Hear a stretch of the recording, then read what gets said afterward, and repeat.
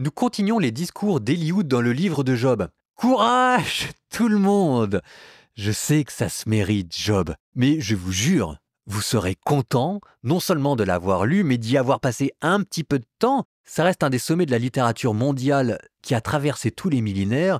Vous avez entendu la profondeur du thème, la manière magistrale dont c'est traité. Donc oui, c'est une lecture difficile, parce qu'elle est belle et qu'on se lasse de tout, malheureusement, nous qui sommes sur Terre, même de la beauté. Mais je vous jure, vous serez content. Donc aujourd'hui, deuxième et troisième discours d'Éliou. On essaye de mettre les bouchées doubles, hein. Chapitres 34 et 35.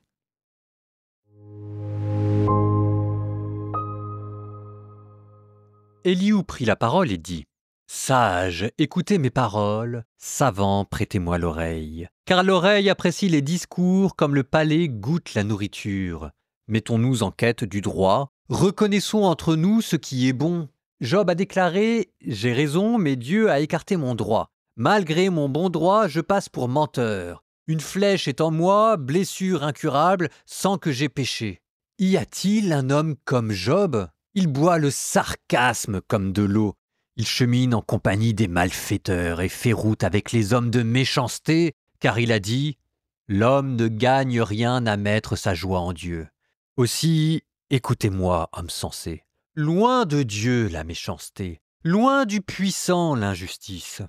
Il rend à l'homme selon ses actes et traite chacun d'après sa conduite. Non, certes, Dieu ne fait pas le mal, le puissant ne fausse pas le droit. Qui donc lui a confié la terre? Qui l'a chargé du monde entier? S'il ne pensait qu'à lui-même, s'il concentrait en lui son esprit et son souffle, toute chair expirerait à la fois et l'homme retournerait à la poussière. Si tu as de l'intelligence, écoute ceci. Prête l'oreille au son de mes paroles. S'il détestait le droit, pourrait-il gouverner? Condamneras-tu le juste, le puissant? Dit-on au roi, vaurien, et au notable, criminel. Dieu, lui, ne prend pas le parti des princes, ne reconnaît pas plus le nanti que le faible. En un instant, les princes meurent, même au milieu de la nuit. Le peuple s'agite et ils disparaissent. On écarte un tyran sans effort, car Dieu a les yeux sur les chemins de l'homme, il voit tous ses pas. Ni ténèbres, ni ombre de mort où puissent se cacher les malfaiteurs. Il n'a pas besoin d'observer longtemps quelqu'un pour le faire venir devant lui en jugement. Sans enquête, il brise les puissants et met d'autres hommes à leur place. C'est qu'il démasque leurs manœuvres. Il les renverse dans la nuit, ils sont écrasés. Tels des criminels, il les gifle dans un lieu bien en vue. Parce qu'ils se sont détournés de lui, qu'ils ont méconnu tous ses chemins, au point de faire monter vers lui le cri du faible, le cri des pauvres qui l'entend. Même s'il reste inactif, qui le condamnera? S'il cache sa face, qui l'apercevra? Il veille pourtant sur les nations comme sur l'individu, pour que ne règne aucun impie, qu'aucun piège ne soit tendu au peuple. Supposons que l'on dise à Dieu : j'ai expié, je ne ferai plus le mal. Ce qui échappe à ma vue, montre-le-moi. Si j'ai commis l'injustice, je ne continuerai pas. Dieu devrait-il alors punir selon tes convictions ?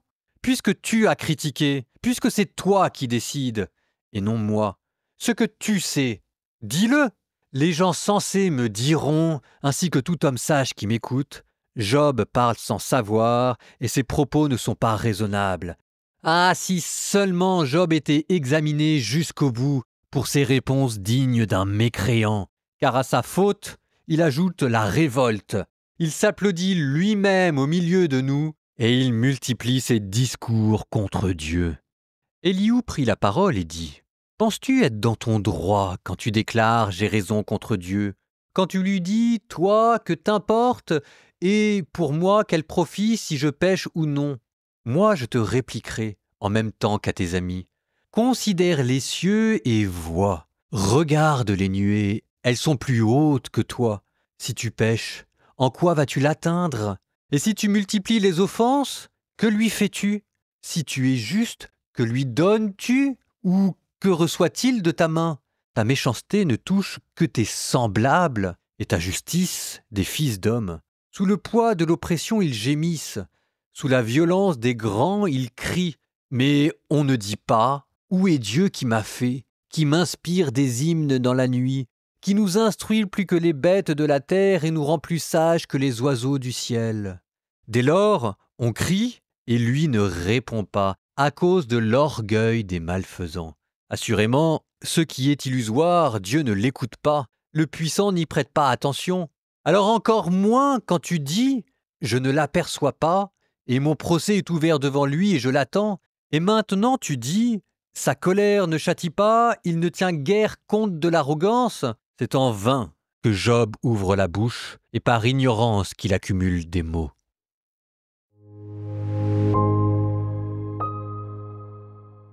Nous continuons donc avec la légère correction du discours de Job qu'entreprend Elihoud. Il reparle de l'innocence que Job réclame, dont nous avons vu quand même la limite, qui peut se dire vraiment totalement pur. Même si ça ne justifie pas les châtiments de Job, c'est pas non plus la peine d'exagérer son innocence. Ensuite, Job a dit, verset 9, « Il ne sert de rien à l'homme de se lier d'amitié avec Dieu. » Et ça, pour Elihoud, c'est pas possible. Et il a raison. Même quand nous souffrons, même quand tout cela est absurde, même quand nous ne comprenons pas à quoi tout cela sert, dire que ça ne sert à rien de se lier d'amitié avec Dieu, on sait que c'est faux. On sait que le monde ne vient pas de nulle part. On sait que même contempler l'abîme et le mystère, il y a une parcelle, ça sert à quelque chose. Dieu, même quand il nous fait souffrir, c'est pas, je sais pas comment vous dire, mais on peut pas dire que ça sert à rien, même quand ça nous révolte. Alors continuons nos petites reprises par Elihu pour comme corriger et amender aux entournures le discours de Job, chapitre 35, quand il dit « Si tu pèches, en quoi vas-tu l'atteindre? Et si tu multiplies les offenses, que lui fais-tu » C'est le thème de l'inaccessibilité de la transcendance de Dieu qui est au-dessus de nous. Sauf que, alors c'est moi qui interprète ici, mais avant, chez les amis de Job, on avait le sentiment que l'inaccessibilité de Dieu, le fait de mettre sa justice complètement au-dessus de nous, en venait à comme éloigner de Dieu de nous. Ici, il y a peut-être une pensée différente. Si Dieu est vraiment au-dessus de nous, et si sa justice n'est pas comparable à la nôtre, cela veut dire aussi qu'on ne peut pas faire de mal à Dieu. Et si on ne peut pas faire de mal à Dieu, ça veut dire que quand il frappe Job, il n'est pas en train de chercher à se venger. De toute façon, on ne lui commet aucun mal. Donc, c'est que la souffrance de Job signifie peut-être autre chose que simplement la vengeance, la mesquinerie ou la colère de Dieu. C'est peut-être l'explication la plus évidente pour nous, mais si vraiment Dieu est au-dessus de nous, si vraiment nous ne pouvons pas l'atteindre parce que Dieu est dans l'éternité et qu'on ne peut lui commettre aucun mal, il n'y a pas de vengeance en lui, il n'y a pas de colère à proprement parler. Mais alors, que veut dire la souffrance qu'il envoie ? On ne sait pas, mais justement, ça mérite d'être dit. Ça ne veut pas dire qu'elle ne dit rien, ça veut dire qu'elle veut dire autre chose. Et puis Elihoud continue, verset 14. « Encore moins quand tu dis « je ne l'aperçois pas ». Je ne l'aperçois pas. Alors, mes commentateurs disent, mais je trouve ça assez beau comme commentaire, si Dieu ne semble pas entendre, c'est parce que l'homme qui souffre ne voit que sa propre souffrance et ne perçoit plus le lieu où siège le juge divin. Autrement dit, alors je vous accorde que c'est pas évident de se dire que c'est vraiment ce que dit Elihoud. Mais écoutez, on ne prête qu'orige, donc essayons de trouver la meilleure interprétation. Autrement dit, s'il est vrai que la souffrance ouvre les yeux, parce qu'elle ancre l'homme dans la réalité, dans l'authenticité, et aussi parce qu'elle fait voler en éclats toutes les certitudes qui peut-être n'étaient que des réponses trop rapides, trop plaquées. Donc elle nous remet en question en même temps qu'elle nous remet dans le monde. Bon, donc s'il est vrai que la souffrance ouvre les yeux, on peut quand même dire aussi que la souffrance aveugle, et qu'il est difficile de voir par-delà la souffrance. C'est comme si jamais elle entourait notre capacité de raisonner, notre lucidité, d'un halo nébuleux de ténèbres qui nous empêche de bien voir. Vous savez, quand quelqu'un va mal, on lui dit « c'est pas le moment de prendre une décision ». Quand on va mal, il faut être prudent. On sait qu'on va mal. Et ça, c'est peut-être aussi ce qu'il manque dans l'attitude de Job. Avec ces dernières phrases, « Et maintenant tu dis « sa colère ne châtie pas, il ne tiendrait guère compte de l'arrogance ». C'est en vain que Job ouvre la bouche. Par ignorance, il accumule des mots. Et là, encore une fois, ça mérite d'être dit. Job qui dit à Dieu que sa colère ne châtie pas et que Dieu ne tient pas compte de l'arrogance, si vous voulez que Dieu vous réponde, il faut aussi lui donner envie de vous répondre, que vous ne pouvez pas passer votre temps à vous plaindre de Dieu à Dieu en face de lui pour lui dire qu'il fait mal son travail, que c'est un mauvais Dieu et qu'il est injuste, et vous étonnez à côté que Dieu ne vous réponde pas. Et on ne peut pas tout avoir. Et vous voyez comment est-ce que dans les paroles d'Éliud, j'essaye d'extraire un ou deux versets qui nous rappellent une leçon d'humanité. C'est-à-dire que dans tout discours, il y a des limites et que avoir raison, ce n'est pas avoir raison sur tout. Et que même quelqu'un qui souffre, ce qui lui donne une place et une autorité particulière et singulière, ça personne ne le conteste, mais même quelqu'un qui souffre, son discours n'est pas à prendre pour argent comptant. Ce qui nous renvoie à nous-mêmes, quand nous nous plaignons, c'est rarement parfaitement juste.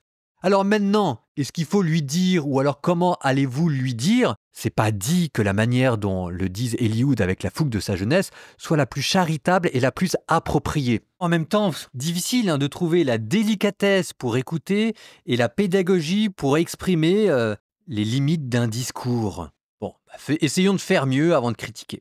Pour notre prière, je vous propose un petit extrait du psaume 18 que je trouve très approprié. C'est un psaume dans lequel nous demandons à Dieu de venir corriger notre discours pour qu'il soit agréable devant lui. Au nom du Père et du Fils et du Saint-Esprit, qui peut discerner ces erreurs? Seigneur, purifie-moi de celles qui m'échappent. Préserve aussi ton serviteur de l'orgueil, qu'il n'ait sur moi aucune emprise. Alors je serai sans reproche, pur d'un grand péché. Accueille les paroles de ma bouche, le murmure de mon cœur, qu'ils parviennent devant toi, Seigneur, mon rocher, mon défenseur. Que Dieu bénisse votre journée, le Père, le Fils et le Saint-Esprit.